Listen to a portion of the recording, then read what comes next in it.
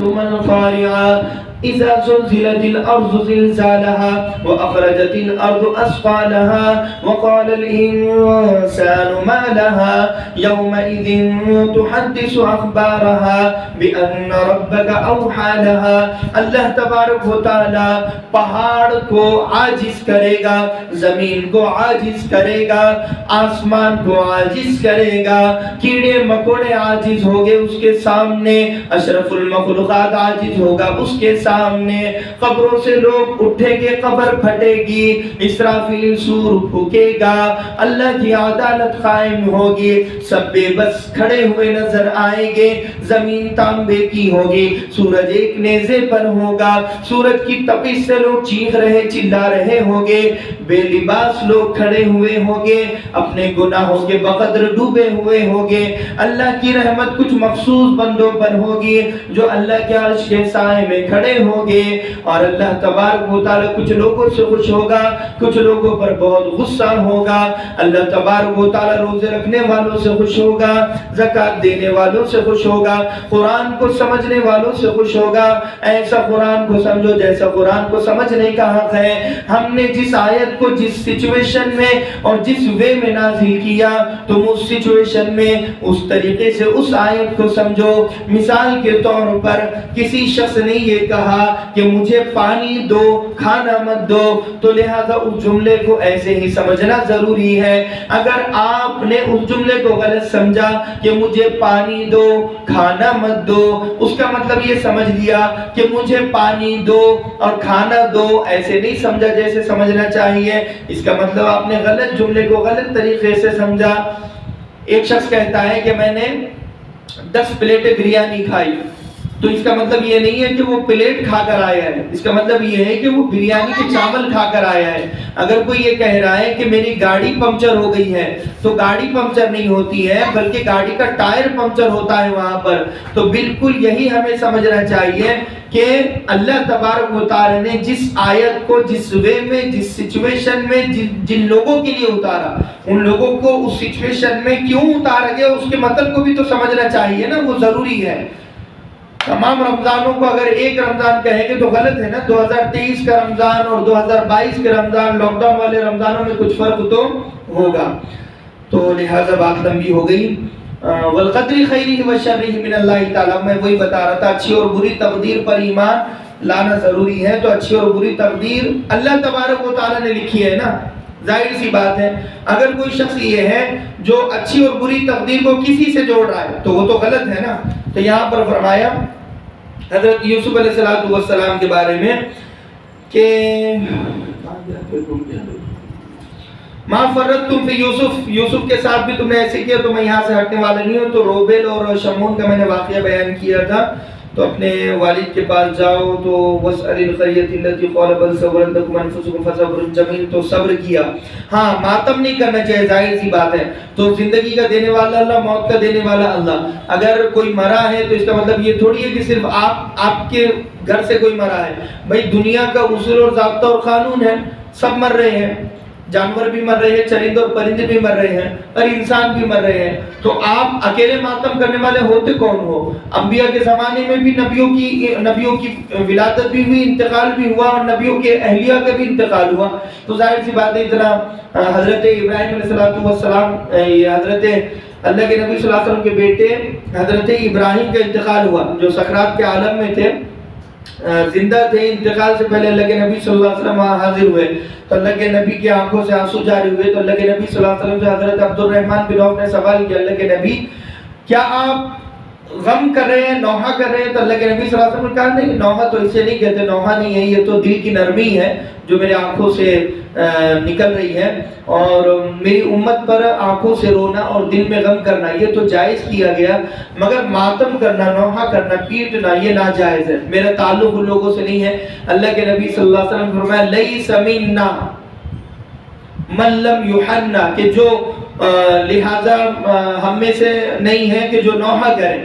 یعنی جو عورتیں نوحہ اسے کہتے ہیں کہ قبر پر بیٹھ جانا یا میت پر بیٹھ جانا یا کسی واقعے کے ہونے پر ایسے بیٹھ جانا اور اپنے کپڑے کدھر جا رہے ہیں اور سر پر دوپٹہ نہیں لینا، اپنی چھاتی کو پیٹنا، اپنے چہروں کو پیٹنا اور زور زور سے شکوہ اور شکایت کرنا، اور لہذا اسباب سے اٹھا کر مسبب بنا دینا۔ مثال کے طور پر جس ہاسپٹل میں اگر انتقال ہوا ہے تو ڈاکٹر کا گلا ہم نے پکڑ لیا کہ میرے بچے کو تم نہیں مارا ہے، سسٹم کو ہم دوش دے رہے ہیں، تو بھائی سسٹم کے ہاتھ میں تھوڑی زندگی نہ موت ہے، کوئی کچھ بھی نہیں ہے اس کے ہاتھ میں، وہ تو ڈاکٹر ہے، وہ تو خود محتاج ہے، وہ تو خود بیچارہ خود کی موت کو نہیں بچا سکتا۔ تو لہذا تو سبب کو مسبب سمجھ لینا تو وہ بھی ایک غلط ہے، نوحہ کرنا غلط ہے۔ اللہ کے نبی صلی اللہ علیہ وسلم نے لہذا رو سکتے ہیں، دل میں غم اور افسوس کر سکتے ہیں۔ حضرت یعقوب علیہ السلام نے بھی رویا ہے، افسوس کیا ہے، غم کیا ہے۔ حضرت 24 سال تک حضرت یعقوب علیہ السلام کو اپنے بیٹے کی خبر نہیں ملی اور اطلاع نہیں ملی۔ حضرت یوسف جب کنویں میں گئے تو اس کے بعد 24 سال تک کوئی اطلاع اور کوئی ڈیٹیل آپ کے تعلق سے آئی نہیں۔ ایک مرتبہ ایک شخص آپ تلاوت کرتے بیٹھے تھے تو انسانی شکل میں آپ کے پاس آیا، تو وہ شخص آپ سے کہنے لگا کہ کیا بات ہے، آپ بڑے غمگین نظر آ رہے ہو۔ تو انہوں نے کہا کہ تم کون ہو؟ وہ کہنے لگا کہ میں اللہ کی طرف سے بھیجا ہوا قاصد ہوں۔ تو آپ نے پہچان لیا کہ یہ ایک فرشتہ ہے جو انسانی شکل میں آیا ہے۔ تو آپ نے کہا کہ تم کون ہو؟ تو وہ کہنے لگے کہ میں اسرائیل ہوں، موت کا فرشتہ ہوں۔ تو حضرت یعقوب علیہ السلام نے کہا سچ سچ بتانا، کیا میرے بیٹے کی روح تم نے قبض کی ہے؟ تو انہوں نے کہا کہ نہیں، میں نے تو قبض نہیں کی ہے، وہ ابھی زندہ ہے۔ حضرت یعقوب علیہ السلام کو 24 سال کے بعد ڈیٹیل اور اطلاع ملی تھی اور آپ اس پر بڑے خوش ہوئے تھے۔ تو لہذا یہاں پر فرمایا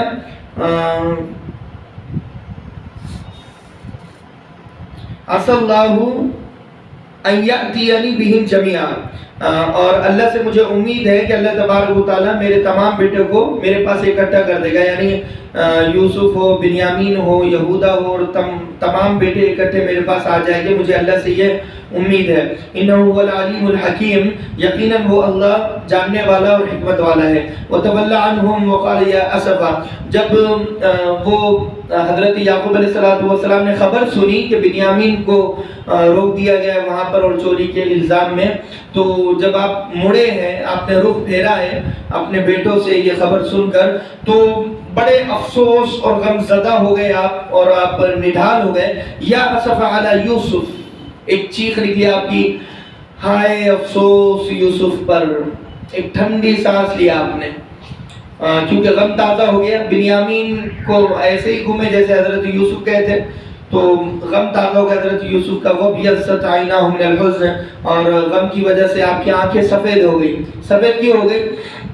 یہ آنکھوں کے اندر کی جو ہماری کالی پتلی ہوتی ہے، وہ جب دھیرے دھیرے سفید ہو جائے تو اس کی علامت ہے کہ اب یہ آدمی اندھا بن رہا ہے دھیرے دھیرے، کیونکہ یہ کالی پتلی میں اللہ نے روشنی کو چھپا کر رکھا ہے۔ جو ہماری آنکھ ہے نا، وہ پوری آنکھ کا شیڈو نہیں ہوتا ہے، بلکہ وہ جو ہوتا ہے وہ کالی پتلی مین آنکھ ہوتی ہے، متن ہوتی ہے، ایسا سمجھ لے، اصل ہوتی ہے، اصل الاصول کہا جاتا ہے، جسے جڑ ہوتی ہے، یعنی آنکھوں کی جڑ کالی پتلی کو کہا جاتا ہے۔ تو وہ جو کالی اندر سے پتلی ہوتی ہے باریک سی، وہ جو روشنی اس میں ہوتی ہے، وہ اتنی سی پتلی میں اللہ تبارک و تعالیٰ نے ہمیں پوری دنیا دکھائی ہے، تو وہ سفید ہو جاتی ہے۔ تو حضرت یعقوب علیہ السلام رو کر دھیرے دھیرے ان کی کالی آنکھیں سفید ہوتے ہوتے پوری سفید ہو گئی تھی، یعنی آپ نابینا ہو چکے تھے۔ فَهُوَ كَظِيمٌ، وہ غم اور افسوس سے رونے کی وجہ سے آنکھیں تو آپ کی سفید ہو گئی، اور دوسرا آپ اندر گھلنے لگے۔ ہوتا ہے نا کبھی آدمی اندر کوئی ٹینشن کھائے جاتا ہے، اسے اوڑتا ہے، گھلتا ہے، جلتا ہے، پریشان ہوتا ہے۔ تو لہذا جو عورتیں اپنے گھروں میں اوڑ رہی ہیں وہ میری بات کو سمجھ سکتی ہے، اور جو مرد اوڑتے ہیں وہ مرد میری بات کو سمجھ سکتے ہیں۔ تو فرمایا قالوا تاللہ تفتؤ تذکر یوسف حتی تکون حردا او تکون من الہالکین، تو ان بھائیوں نے کہا کہ اللہ کی قسم آپ یوسف کو یاد کرنا چھوڑیں گے نہیں۔ اپنے والد حضرت یعقوب سے کہہ رہے بیٹے جو سوتےلے تھے، کہنے لگے اللہ کی قسم آپ یوسف کو یاد کرنا کبھی بھی چھوڑنے والے ہیں ہی نہیں. جب دیکھو جب یوسف کا نام لیا اور رو رہے ہیں رو رہے ہیں رو رہے ہیں. ارے بھائی بس کرو، بہت دن ہو گئے، اب بنیامین کا میٹر چل رہا ہے اور آپ یوسف کا نام لے کر رو رہے ہیں رو رہے ہیں.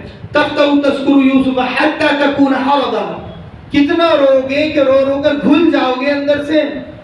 آپ کا جو لہذا ٹینشن رگ پھڑ پھڑ کر، حرس کہتے ہیں رگ کو، جو رگ ہوتی ہے ہماری دماغ کی رگ ہوتی ہے اور ایک شہ رگ ہوتی ہے. تو دونوں کو یہ کہا جاتا ہے جب آدمی اتنا ٹینشن لے لے کہ اس کی رگ پھڑ پھڑ کرتی ہے، غصے میں بعض لوگوں کی رگ پھڑ پھڑ کرتی ہے. تو جن مستورات کو غصہ زیادہ آتا ہے وہ میری بات سمجھے گی، اور جن مردوں کو غصہ زیادہ آتا ہے وہ میری بات ضرور سمجھے گی. او تکون من الہالکین، اور اتنا رگ پھڑ پھڑ کرے گی آپ مر جاؤ گے، ہلاک ہو جاؤ گے. اتنا کیوں رو رہے ہو؟ تو ایسا لگ رہا ہے کہ آپ ہلاک اور برباد ہو جاؤ گے، یعنی مر جاؤ گے. حضرت یعقوب علیہ السلام کو وہ ان کے بیٹے کہہ رہے ہیں. قال انما اشکو بثی وحزنی الی اللہ. تو حضرت یعقوب علیہ السلام بیٹوں سے کہنے لگے کہ میں رو رہا ہوں، میں اپنے حالات کی شکایت کر رہا ہوں. مصیبت، حالات، پریشانیاں جس نے بھیجی ہے میں اللہ سے شکایت کر رہا ہوں. میں تم سے تھوڑی شکایت کر رہا ہوں. تمہارے سامنے اگر میں رو رہا ہوں تو اس کا مطلب تھوڑی تم سے شکایت کر رہا ہوں. بالکل یہ سچویشن ماں باپ کی ہوتی ہے. ماں روتی ہے بیٹوں کے سامنے تو بیٹے کہتے ہیں ارے کیوں رو رہے ہو، یہ بھی کوئی رونے والی بات ہے. تو ماں فوراً کہتی ہے میں تو تمہارے سامنے تھوڑی رو رہی ہوں، میں تو اللہ کو سنا رہی ہوں. میں تو ابا کہتے ہیں میں تو اللہ کو سنا رہا ہوں، بیوی کہتی ہے میں تو اللہ کو سنا رہی ہوں. تو لہذا یہاں پر وہی سچویشن حضرت یعقوب علیہ السلام نے کہا کہ میں جو رو رہا ہوں اور میں جو غمگین ہوں میں میرے رب سے میرے حالات بیان کر رہا ہوں. تو اب ایک چیز ہے ما لا وَأَعْلَمُ مِنَ اللَّهِ مَا لَا تَعْلَمُونَ، اور میں اللہ کو تم سے زیادہ جانتا ہوں، یعنی میں اللہ کو سب سے زیادہ جانتا ہوں. جتنا تم جانتے ہو اس سے زیادہ میں اللہ کو جانتا ہوں. میں شکایت نہیں کر رہا بلکہ میں اللہ تبارک و تعالیٰ کی محبت میں جملے کہہ رہا ہوں. ایک مسئلہ یہاں پہ علماء نے لکھا ہے، کیا اپنے حالات اللہ سے بیان کر سکتے ہیں؟ ہاں کر سکتے ہیں، لیکن یہ نہ ہو اس پر کہ شکوہ شکایت کا انداز نہ ہو، بلکہ ایک مثال کے طور پر ہم کسی کے سامنے درخواست دیتے ہیں، ریکویسٹ کرتے ہیں، گزارش کرتے ہیں، تو وہ ہمارا لہجہ ہو. اے اللہ میرے بیٹا بڑا بیمار ہے، پریشان ہے، میرے شوہر کا کاروبار نہیں چلتا. اے اللہ میں بھی بہت بیمار رہتی ہوں اور میری بہو مجھے بڑی پریشان کرتی ہے. بہو کہتی ہے کہ ساس مجھے بڑا پریشان کرتی ہے. تو یہ جو حالات کا بیان کرنا یہ جائز ہے. اور لیکن اب یہ کہنا کہ اے اللہ میں تو برباد ہو گئی، تباہ ہو گئی، مجھے تو نے ایسے نالائق بیٹے دیے ہیں اور ایسے نالائق بہو دی ہے کہ میری قسمت میں لکھی ہوئی تھی. اے اللہ میں تو منحوس بن گئی، منحوس بچہ میرے گھر پیدا ہو گیا، منحوس وقت میں پیدا ہو گیا. یہ اس طریقے کا اگر ہم دعائیں کر رہے ہیں، شکوہ کر رہے ہیں تو یہ ناجائز اور حرام ہے. یہ دعا اور یہ بد دعا ہمیں دوزخ میں لے جانے کے لیے کافی ہے. تو یہاں پر فرمایا کہ اس طریقے کا ہم شکایت کر سکتے ہیں. ایک بچے کو اللہ کے نبی صلی اللہ علیہ وسلم نے دیکھا کہ وہ صبر مانگ رہا ہے، اے اللہ مجھے صبر کی توفیق دے، صبر دے، صبر دے، صبر دے. اللہ کے نبی صلی اللہ علیہ وسلم نے کہا کہ کیا تم پر کوئی مصیبت آئی ہے؟ تو وہ بچہ کہنے لگا نہیں مصیبت تو کوئی نہیں آئی ہے. تو کہا پھر تم صبر کیوں مانگ رہے ہو؟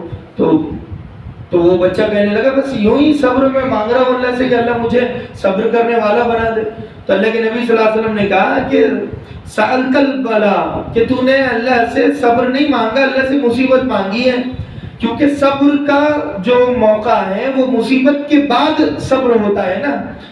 تو اگر تو صبر مانگ رہا ہے اللہ تبارک و تعالیٰ سے، اس کا مطلب تو اللہ کو اشارہ دے رہا ہے کہ اللہ پہلے میرے اوپر مصیبت بھیج، اور ایسی مصیبت ہو کہ میں مصیبت کو جھیل لوں، اور پھر مصیبت جھیلنے کے بعد میں اس مصیبت پر صبر کروں. تو یہ صبر پہلا اسٹیپ نہیں ہے، صبر یہ لاسٹ اسٹیپ ہوتا ہے. پہلا اسٹیپ تو مصیبت اور پریشانیاں آتی ہیں، تو لہذا ہم مصیبت اور پریشانیوں کو ہی نہ مانگے نا، سیدھا سیدھا صبر کیوں مانگ رہے ہیں؟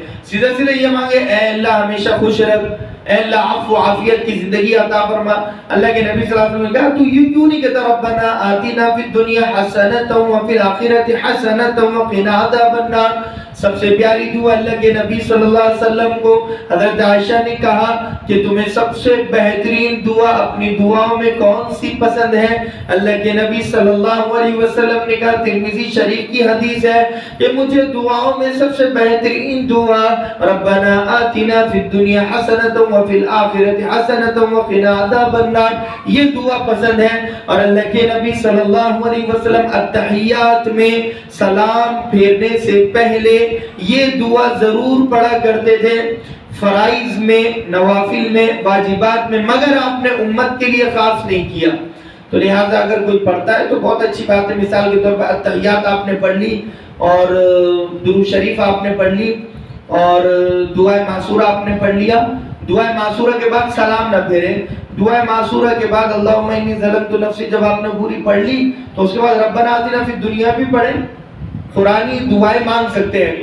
اللہ کے نبی صلی اللہ علیہ وسلم کبھی ایک دعا مانگتے، کبھی 3 دعا، کبھی 7 دعائیں مانگا کرتے تھے۔